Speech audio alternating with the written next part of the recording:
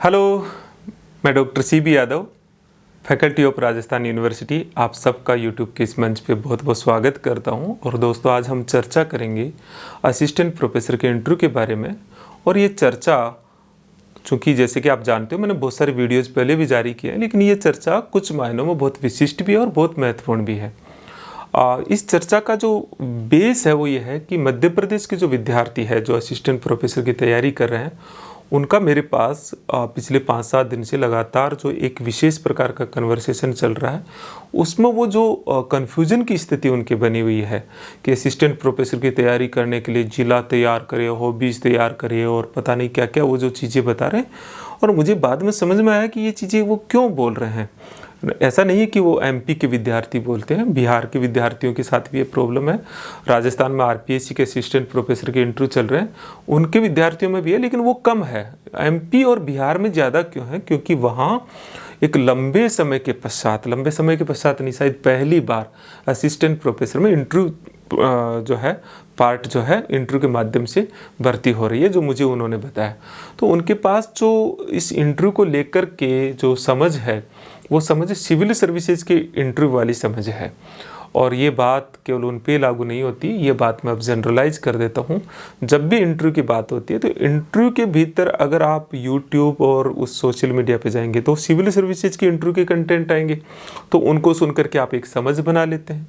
या फिर आप अपने दोस्तों से पूछते हो या किसी और से पूछते हो तो वो भी वही चीज़ बताता है जो सिविल सर्विसेज के इंटरव्यू के बारे में उसने सुन रखी है। या जितने आपने देखा होगा कोचिंग वगैरह या कोई इंस्टीट्यूट वगैरह चलते हैं, तो वो सिविल सर्विसेज या दूसरे प्रकार के इंस्टीट्यूट ही चलते हैं, उन्हीं के भीतर फिर AP का भी ज्ञान बांटने लग जाते हैं। तो दोस्तों, ये समझने की बात है कि असिस्टेंट प्रोफेसर का इंटरव्यू सिविल सर्विसेज का इंटरव्यू नहीं है, यह इसकी अपनी अलग मांग है। और जब तक इस मांग को सही से नहीं समझेंगे आप, तब तक आप इसके बारे में सही से बात नहीं कर सकते। हमारा इंटरव्यू प्रोग्राम चल रहा है, मैं रोज़ कम से कम 10-12 स्टूडेंट से रोज़ पर्सनली उनसे रूबरू होता हूँ। तो मुझे बहुत बेहतर तरीके से, केवल ऐसा ही नहीं है, मैं इसलिए भी थोड़ा सा आपको ये बात बहुत ही डिटर्मिनेशन और कॉन्फिडेंस से कह रहा हूँ, क्योंकि मैंने सिविल सर्विसेज की एग्ज़ाम पास ही नहीं की। मैंने 2 साल सिविल सर्वेंट रहा हूँ राजस्थान एडमिनिस्ट्रेटिव सर्विस में, उसके बाद में मैं राजस्थान यूनिवर्सिटी के भीतर आया हूँ। तो मैंने दोनों चीज़ों को जिया है।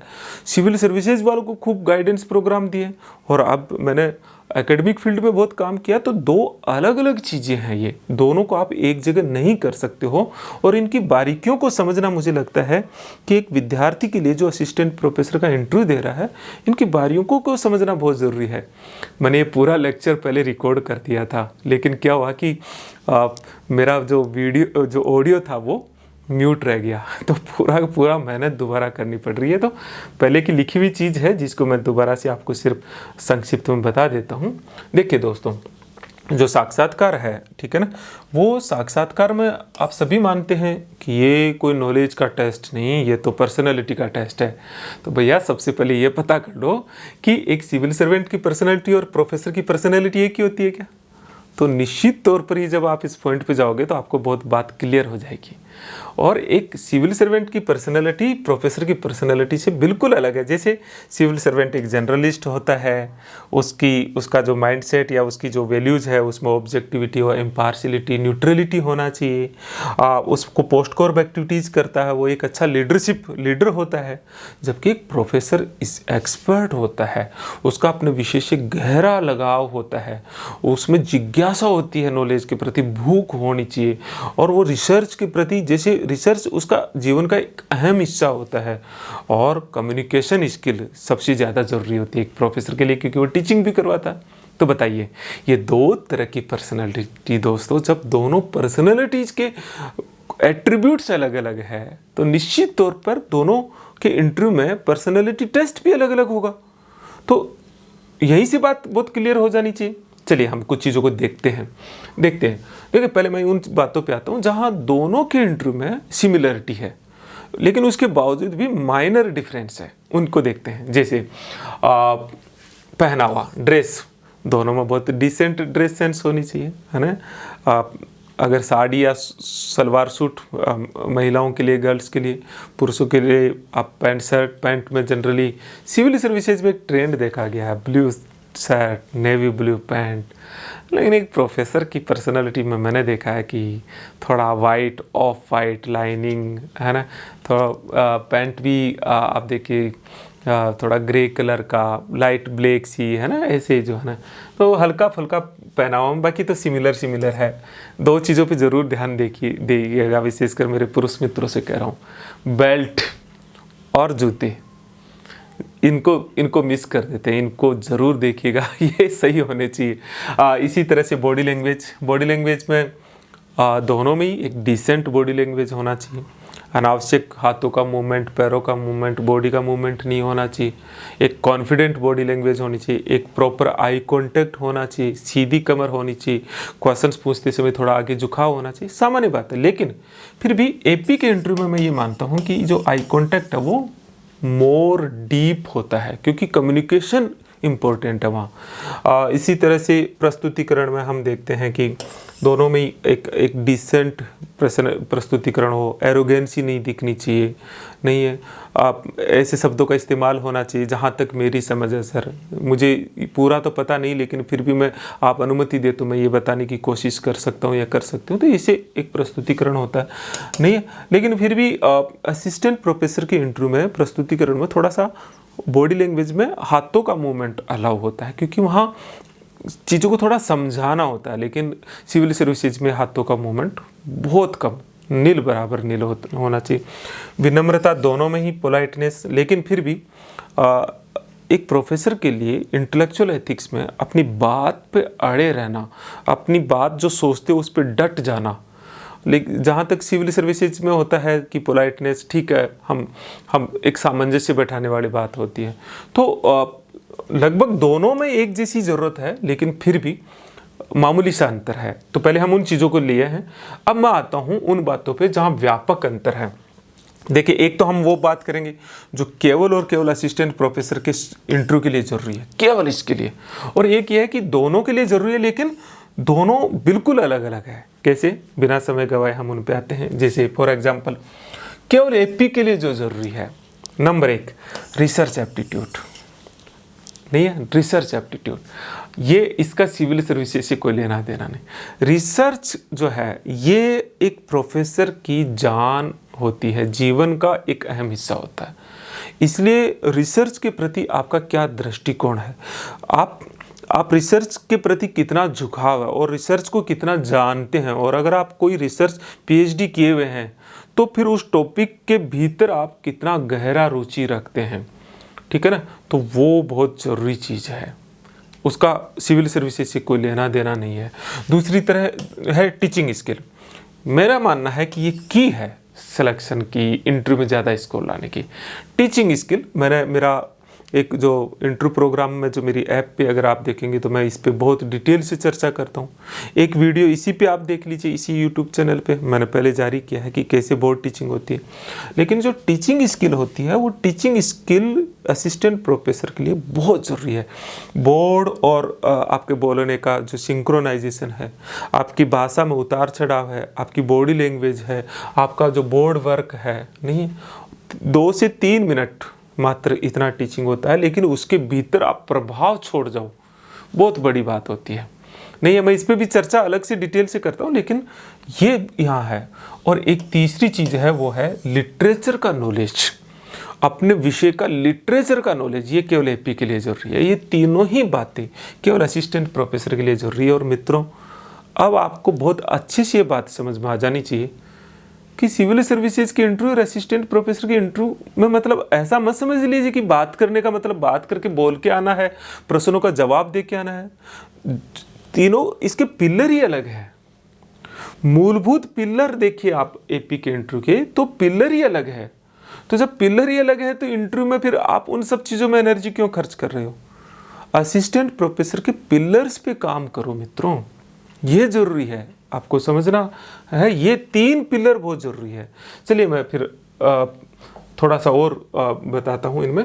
देखिए व्यापक अंतर क्या है, जो दोनों में होता है लेकिन फिर भी बहुत कुछ अलग है। जैसे फॉर एग्जांपल सिविल सर्विसेज का जो इंट्रो है, मैंने आपको बताया जनरलिस्ट है, ये स्पेशलिस्ट है, ये तो सामान्य है, वो हरपन मोला होता है, सबका थोड़ा थोड़ा थोड़ा थोड़ा नॉलेज, हिस्ट्री भी आए, पॉलिटी भी आए, साइंस भी आए, है ना, सब कुछ। लेकिन उसमें एक विषय के भीतर उतरना, उससे बाहर आपको जनरल नॉलेज है या नहीं है, इससे कोई ज़्यादा फर्क नहीं पड़ता।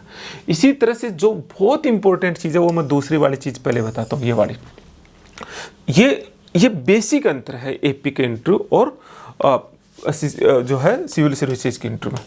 मित्रों, जो सिविल सर्विसेज का इंटरव्यू होता है वो हॉरिजॉन्टल चलता है। हॉरिजॉन्टल का मतलब है कि वो उसमें एक क्वेश्चन, फिर दूसरा क्वेश्चन, तीसरा क्वेश्चन, चौथा क्वेश्चन, ऐसे ऐसे क्वेश्चन चलते हैं।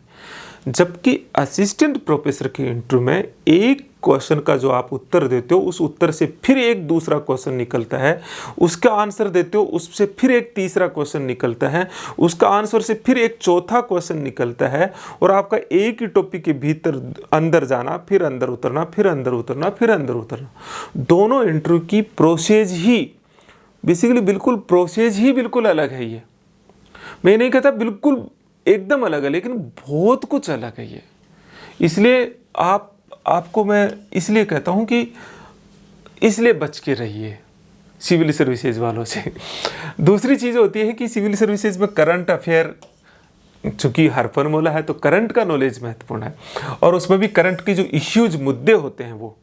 लेकिन असिस्टेंट प्रोफेसर में करंट से रिलेटेड उन मुद्दों की समझ होनी चाहिए, केवल उन मुद्दों की ज़्यादा समझ होनी चाहिए जो आपके सब्जेक्ट से रिलेटेड है। जैसे आप जूलॉजी के स्टूडेंट है तो स्टेम सेल्स नहीं है, आपका क्लोनिंग और क्लोनिंग एथिक्स, आपकी डीएनए फिंगरप्रिंट नहीं, इस तरह की चीज़ें नहीं। अगर आप जैसे मान लीजिए कि आप केमिस्ट्री के स्टूडेंट हो तो फिर उसी तरह से केमिस्ट्री की जो अलग अलग चीज़ें चल रही है इस समय नहीं है, पॉलीमर्स क्या होते हैं और दूसरी सारी चीज़ें। अगर पॉलिटिकल साइंस के स्टूडेंट हो तो आईआर और दूसरे तमाम तरह के मुद्दे। तो मैं कहने का मतलब यह है कि उस करंट रिलेटेड इश्यूज जो विषय से रिलेटेड हो वो एपी में तैयार करना। तो दोनों की बिल्कुल प्रोसेस अलग अलग है। इसी तरह से ये सबसे ज़्यादा कन्फ्यूज़न आपको यही है कि भैया इंटरव्यू की तैयारी करनी है तो अपना ज़िला तैयार करो, ज़िले का भूगोल, इतिहास, संस्कृति सब कुछ पढ़ते रहो, उनका करंट देखो, लग रहे हैं करंट के, है ना, और उसमें बहुत लग रहे हैं, अपनी हॉबी तैयार करो। और यही तैयारी का मतलब मैंने जो समझा, स्टूडेंट इंटरव्यू की तैयारी के नाम पे ये कचरा तैयार कर रहा होता है। मित्रों रुको, असिस्टेंट प्रोफेसर में इन चीज़ों का इतना महत्व नहीं है। सिविल सर्विसेज में असिस्टेंट प्रोफेसर में मैं ये नहीं कहता कि इनका बिल्कुल महत्व नहीं है, लेकिन अपने विषय से रिलेटेड ये चीज़ें हो उनका महत्व है। या फिर आपको एक इंटरव्यू के लिए एक आपको होता ना कि थोड़ा आपको सामान्य करने की प्रक्रिया के तहत आपको इस तरह की चीज़ें पूछते हैं, लेकिन फिर भी वो पूछते हैं उस विषय से रिलेटेड। जैसे मान लीजिए कि आप ज्योग्राफी के स्टूडेंट हो तो फिर आपके ज़िले की ज्योग्राफी, आप इतिहास के हो तो आपके इतिहास, या आप मान लो कि आप हिंदी लिटरेचर के स्टूडेंट हो तो आपके उस क्षेत्र में से कौन ऐसा साहित्यकार हुआ नहीं है तो उसका कोई वहाँ की विशेष चीज़ जो साहित्य की रही है वो, या विशेष संस्थान रहा है वो। तो कहने का मतलब है कि ये एपी में उनको देखने का नज़रिया बिल्कुल अलग होता है। तो आप उन्हीं के पीछे मत भाइये, उनकी बजाय आप विषय पे फोकस कीजिए। बायोडाटा से संबंधित जो सवाल होते हैं, सवाल तो एक ही है, उत्तर बिल्कुल अलग है। आप सिविल सर्वेंट क्यों बनना चाहते हैं, आप असिस्टेंट प्रोफेसर क्यों बनना चाहते हैं, दोनों के उत्तर में ज़मीन आसमान का फर्क है। आप सिविल सर्विसेज क्यों सर्वेंट क्यों बनना चाहते हैं, सर मैं समाज सेवा करना चाहता हूँ क्योंकि इस पद की एक प्रतिष्ठा है, उसका प्रभाव व्यापक होता है, सर इसमें अलग अलग क्षेत्रों का अनुभव होता है और मैं ये सब कुछ चाहता हूँ। नहीं है, मेरा तो इसमें रुचि रही है, मैं तो उससे इंस्पायर्ड हुआ हूँ, मैंने कलेक्टर देखा, फला देखा, अलग अलग होते हैं। लेकिन एक असिस्टेंट प्रोफेसर के लिए ध्यान दीजिए इसमें कि आप क्यों बनना चाहते हैं, तो फिर आपके पॉइंट बिल्कुल अलग होना चाहिए। ऐसा नहीं कि सर मैं तो यही बनना चाह रहा था, सर मैं इस विषय को के प्रति मेरी गहरी रुचि है, इस विषय को मैं और गहरे से जानना चाहता हूँ, सर मैं इस विषय में अपना और बेहतर योगदान देना चाहूँगा और इसके लिए शोध को मैं बढ़ावा देना चाहता हूँ और ये मुझे एक अच्छा प्लेटफॉर्म उपलब्ध करवाता है। सर मेरा टीचिंग के प्रति भी एक रुझान है। तो आपका आंसर के पॉइंट में ये नहीं कह रहा कि ऐसे ही बोलना, लेकिन आपके आंसर के पॉइंट ये होने चाहिए, ठीक है। इसी तरह से इसमें बायोडाटा से रिलेटेड जो एपी के क्वेश्चन होते हैं वो उससे बिल्कुल अलग होते हैं। जैसे आपने पीएचडी क्यों नहीं किया, या आपने यही विषय क्यों चुना, नहीं आपकी क्या वजह रही है विषय चुनने की, आपकी ये एकेडमी जो आपका जो सीवी है, आपका जो आपका अध्ययन रहा उसमें ये गैप क्यों आया, आप इसमें क्या कर रहे थे, आपने कौन से पेपर ऑप्शनल थे, उन ऑप्शनल पेपर में आप कौन से पेपर्स थे, उसमें ऑप्शनल पेपर कौन से थे और उसकी कौन सी बुक्स पढ़ी, ये सारी चीज़ें ज़रूरी होती है एपी के इंटरव्यू में। जबकि सिविल सर्विसेज के बायोडाटा में बिल्कुल फिर अलग चीज़ें हो जाती है जिन पे मुझे नहीं लगता कि यहाँ इस लेक्चर में मुझे बात करनी चाहिए, ठीक है। लेकिन ये सारी चीज़ें सिविल सर्विसेज के इंटरव्यू में नहीं पूछी जाती, ये एपी के इंटरव्यू में होती है। इसी तरह से फिर आता है कि हाइपोथेटिकल क्वेश्चंस, ये एक चीज़ है, इस पे भी मैंने देखा कि बहुत कन्फ्यूजन्स होता है। हाइपोथेटिकल क्वेश्चंस असिस्टेंट प्रोफेसर में बहुत कम चांसेज है पूछने की। ये सिविल सर्विसेज में होते हैं कि आप किसी जगह गए, आग लग गई, आगजनी हो गई, भीड़ आ गई, क्या करेंगे उस परिस्थिति में, तो ये असिस्टेंट उसमें सिविल सर्विसेज के इंटरव्यू में होते हैं। असिस्टेंट प्रोफेसर में या तो ये होते नहीं है मित्रों, और अगर होते भी हैं तो फिर ये रिसर्च एथिक्स से जुड़े हुए चीज़ या क्लासरूम एथिक्स या क्लासरूम मैनेजमेंट से जुड़े हुए क्वेश्चंस रहते हैं। जैसे कि आप किसी का सोर्सेज यूज कर रहे हो, मैटर यूज कर रहे हो, तो आप उसको फिर कैसे देंगे। अपने लेक्चर में जब आप इसे यूज कर रहे हो, मान लीजिए कि मैं अभी लेक्चर दे रहा हूँ और उसमें मैं किसी की कोटेशन या किसी का मैटर यूज कर रहा हूँ, तो उसे कोट कर रहा हूँ कि नहीं कर रहा हूँ, ये रिसर्च एथिक्स, ये एथिक्स है टीचिंग की। तो इससे रिलेटेड चीज़ें जो है पूछी जा सकती है, जिसकी भी मैंने देखा कि बहुत कम प्रवृत्ति रही है। तो इम्पोर्टेंट चीज़ क्या है कि आखिर जांचते क्या है, ये मैंने आपको बता दिया कि सिविल सर्विसेज में एक ऑलराउंडर पर्सनैलिटी देखते हैं, सभी विषयों का कॉमन नॉलेज, एक सिविल सर्विसेज के फाउंडेशनल वैल्यूज़ कितने हैं, उसमें लीडरशिप क्वालिटी कितनी है, उसमें स्ट्रेस मैनेजमेंट कितना है। जबकि असिस्टेंट प्रोफेसर के इंटरव्यू के लिए अगर आप देखेंगे तो उसका विषय का नॉलेज, विषय के भीतर किसी टॉपिक में, टॉपिक विशेष पर उतर जाना, उसका रिसर्च एप्टीट्यूड, उसकी रीडिंग कैपेसिटी, रीडिंग में भी उसका किस तरह का लिटरेचर वो पढ़ता है वो बहुत इंपॉर्टेंट है। उसकी टीचिंग एप्टीट्यूड नहीं है, उसकी कम्युनिकेशन स्किल, शब्दों पे उतार चढ़ाव, किस शब्द पे जोर, भाषा कितनी अच्छी है, ये सारी चीज़। और सबसे इंपॉर्टेंट चीज़ उसकी इंटेलेक्चुअल एथिक्स नहीं है, उसकी इंटेलेक्चुअल एथिक्स। आप नेट पे गूगल बाबा के पास जाके देखना, मतलब आपका विषय के प्रति जो ज्ञान या रुझान है वो उस ज्ञान के साथ डट जाना और उसमें डटे रहना। क्योंकि इंटेलेक्चुअल एथिक्स का मतलब ये होता है कि जो आप सोचते हैं और जो आपका विषय कहता है वही बात कहिए, नहीं कि सामने वाले को क्या अच्छा लग रहा है। तो ये बहुत ज़रूरी चीज़ होती है। और इसी तरह से मैं मेरे इंटरव्यू के एक्सपीरियंस में बताऊंगा। मेरा जो सिलेक्शन हुआ राजस्थान यूनिवर्सिटी में, हाईएस्ट स्कोर भी आया, उसकी एक वजह थी मैंने इंटेलेक्चुअल एथिक्स का बहुत शानदार प्रदर्शन किया उस इंटरव्यू में। लेकिन वो कभी अन्य जगह बताऊंगा मैं उस बात को। इसी तरह से असिस्टेंट प्रोफेसर के इंटरव्यू की तैयारी। अब सवाल होता है कि सर आप सारी चीज़ें तो बता देते हो लेकिन हम क्या करें, तो मैं ज़रूर बताता हूं कि एक विद्यार्थी के तौर पर आप तैयारी कर रहे हैं तो आपको क्या करना चाहिए। देखिए 2-3 चीज़ें हैं मित्रों, वो ज़रूर करनी चाहिए आपको। नंबर 1 बात, पहला काम आप करें कि विषय से संबंधित आप लिटरेचर का पता करो। क्योंकि आपने अब तक जो पढ़ाई की है मुझे अच्छे से पता है, नोट्स, यूट्यूब के कई वीडियोज़, कई लेक्चर, कोचिंग, गाइड, नो। आपको ज़रूरत है, आपका टेस्ट है कि आप उस विषय का कितना बेहतरीन लिटरेचर तक आप पहुँचे हो। कम से कम उस लिटरेचर को लिखो तो सही, पता करो, थोड़ा पढ़ो उसको, देखो, जानो। ऐसा नहीं हो कि उस विषय के अच्छे लिटरेचर से आप बिल्कुल अपरिचित हो, ये नहीं चलेगा। नंबर 1 काम। नंबर 2 काम, अगर आप पीएचडी हो तो अपने शोध के टॉपिक की बहुत गहरे से टॉपिक की तैयारी करो।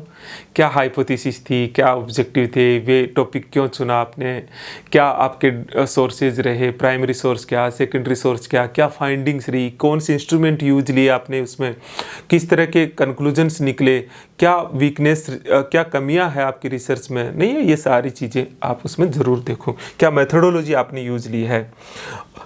एक जो इम्पोर्टेंट चीज़ जो आपको करनी चाहिए असिस्टेंट प्रोफेसर के एस्पिरेंट्स को, इंटरव्यू के एस्पिरेंट्स को, कि उन्हें पूरा विषय पढ़ने की ज़रूरत नहीं है। पढ़ने की ज़रूरत का मतलब ये नहीं कि बिल्कुल ना देखें, देखो थोड़ा थोड़ा पूरा देखो, लेकिन उसके एक या दो जो क्षेत्र है, टॉपिक नहीं, एरियाज, उनकी डीपली तैयारी करो। डीपली का मतलब मैं कहता हूँ कि उससे रिलेटेड सब चीज़ें देखो और उस पर बोलने का प्रैक्टिस करो। ये है आपकी तैयारी के असली मायने। और इसी तरह से कम 4-5 टॉपिक ऐसे लो जिन पे आप टीचिंग की प्रैक्टिस करो। और प्रैक्टिस, जैसे मेरे पूरे इंटरव्यू प्रोग्राम में ये प्रैक्टिस ही मैं करवाता हूँ, क्योंकि यही इंपॉर्टेंट है। और ये प्रैक्टिस कोई 2-3 मिनट की नहीं, मेरा सजेशन है कम से कम 30 मिनट एक टॉपिक पे बोलने का अभ्यास करो। फिर उस टॉपिक को 3-4 मिनट में आप कैसे प्रस्तुत करेंगे। तो ये प्रैक्टिस मोर एंड मोर, मतलब प्रैक्टिस ही आपकी एपी के इंटरव्यू की तैयारी है, सार ये है। ठीक है, तो अभ्यास और अभ्यास, बोलने का अभ्यास करते रहो। यह है, इस पूरे अभ्यास में मैं क्या योगदान दे सकता हूँ। तो हम एक इसका इंटरव्यू प्रोग्राम चला रहे हैं। मुझे भी इतनी अपेक्षा नहीं थी, मुझे मतलब आशा ही नहीं थी कि ये प्रोग्राम इतना पॉपुलर हो जाएगा। आज हमारा इंटरव्यू प्रोग्राम बहुत पॉपुलर हो रहा है। मध्य प्रदेश, बिहार, राजस्थान के विद्यार्थी जहाँ ये इंटरव्यू चल रहे हैं, बहुत बड़ी संख्या में इस प्रोग्राम से जुड़े हैं। मेरे पास इतना समय भी नहीं था, क्योंकि इंटरव्यू प्रोग्राम में हर विद्यार्थी को अलग अलग समय देना पड़ता है। ये कोई क्लासरूम से पॉसिबल नहीं है। मुझे भी लगता है कि 50 बच्चों को लेकर क्लासरूम लगा दूं, लेकिन उससे नहीं होगा, क्योंकि हर स्टूडेंट्स की इंटरव्यू का एरिया, उसकी ज़रूरत बिल्कुल अलग अलग है। इसलिए हर विद्यार्थी के साथ अलग अलग ही इंटरेक्शन करना पड़ता है। और ये प्रोग्राम में हमने 2-3 चीज़ें मैं थोड़ा सा बता देता हूँ। एक तो ये सभी विषयों के लिए है, ऑफलाइन मोड पे भी है, जयपुर में है ऑफलाइन मोड पे, राजस्थान, और ऑनलाइन मोड पे भी, और मिक्स मॉडल ज़्यादा है।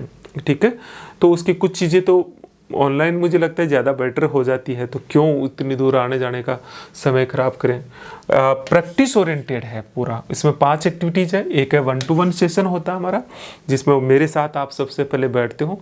जैसे आप कोर्स ले लेते हो, कोर्स कैसे लेते हैं, आप एक ऐप डाउनलोड करते हैं, CB कैंपस ऐप, नहीं है, CB कैंपस ऐप जो है, ये ऐप डाउनलोड करेंगे। ये ऐप डाउनलोड प्ले स्टोर से करके, फिर कोर्स है असिस्टेंट प्रोफेसर का, वो आप उसको सब्सक्राइब कर लेंगे, तो फिर हमारी टीम आपसे संपर्क करती है। तो एक 1-to-1 सेशन ऑफलाइन ऑनलाइन दोनों है। एक बोर्ड टीचिंग सेशन है हमारा। बोर्ड टीचिंग सेशन जो आप तैयारी करेंगे, फिर उसके बाद में हम 10-15 बच्चों को ऑफलाइन बुलाते हैं और ऑनलाइन मोड पे हमारी टीम गाइड करेगी। इसी तरह से ओरिएंटेशन प्रोग्राम है, कुछ एक्सपर्ट से चर्चाएं होती है, एक्सपर्ट से मीट, मतलब आपको सब्जेक्ट एक्सपर्ट से डाउट क्लियरेंस के लिए हम उनसे मिलाते हैं, ग्रुप में भी मिलाते हैं, इंडिविजुअल भी मिलाते हैं, मॉक इंटरव्यू होता है। तो इस तरह से एक कंटिन्यूअस मेंटरशिप प्रोग्राम है। ऐसे आप इसे जुड़ सकते हो। आप इसे मेरे से संपर्क करना चाहते हो, जनरली आपकी रहती है। बिल्कुल मैं कोई बहुत बड़ा महान इंसान नहीं हूँ जो इतना दूर मैं विश्वास पे मेरे नंबर देता हूँ 9887898181, ये मेरे मोबाइल नंबर है। लेकिन केवल टेक्स्ट मैसेज, कॉलिंग बिल्कुल नहीं। और मेरे विश्वास को अभी तक तोड़ा भी नहीं है, तो आप नहीं करेंगे मुझे पता है। अगर और भी डिटेल से जानकारी चाहिए तो फिर ये हमारे ऑफिस के नंबर है 7412902955, आप इस पर कॉन्टेक्ट कर लीजिए। तो दोस्तों, आपको मैंने एक ब्रीफ बताया और मुझे पूरा विश्वास है कि अब आप असिस्टेंट प्रोफेसर के इंटरव्यू की डायरेक्शन में एक सही दिशा में आगे बढ़ पाएंगे। तो मुझे लगा कि एक ज़रूरी चीज़ पे बात करनी चाहिए। मैंने आपसे चर्चा की और मुझे पूरी आशा है कि ये पूरा लेक्चर आपको मदद करेगा। आपके कमेंट्स का मुझे इंतज़ार रहेगा और उनके माध्यम से फिर मुझे आगे और लेक्चर आपके लिए तैयार करने में मदद भी मिलती है। तो आप निरंतर खूब कमेंट्स करते रहिए, खूब खुश रहिए, स्वस्थ रहिए और तैयारी को पराकाष्ठा तक पहुंचाते रहिए। अभ्यास करें। थैंक यू वेरी मच मित्रों।